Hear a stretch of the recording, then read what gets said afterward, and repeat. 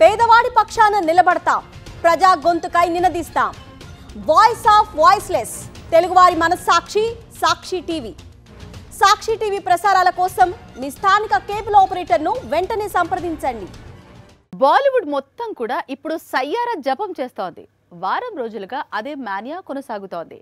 తెరకు కొత్తగా పరిచయమైన hero heroine ఇప్పుడు ఖాన్స్ కిలాడి కలెక్షన్స్ ను వెనక్కి నెడుతున్నారు.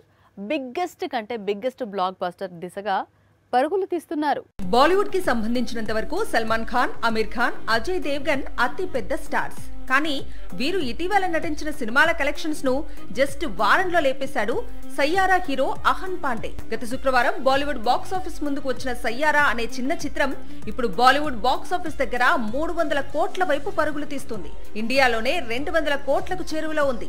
అంతా కొత్త నటీనటులతో యశ్రాజ్ ఫిల్మ్స్ తీసిన ఈ చిన్న ప్రేమ కథా చిత్రం ఇప్పటికే సల్మాన్ నటించిన సికిందర్, అమీర్ ఖాన్ కొత్త చిత్రం సితారే జమీన్ పర్, అజయ్ దేవ్గన్ రైట్ టు వసూళ్లను దాటేయటం ఇప్పుడు సంచలనం సృష్టిస్తోంది. అసలే ప్రేమ కథ, పైగా ఆషికీ 2 లైన్ లో ఉంది. పాటలన్నీ సూపర్ హిట్ అయ్యాయి. కొత్త నటీనటుల పర్ఫార్మెన్స్ పీక్స్ లో ఉంది.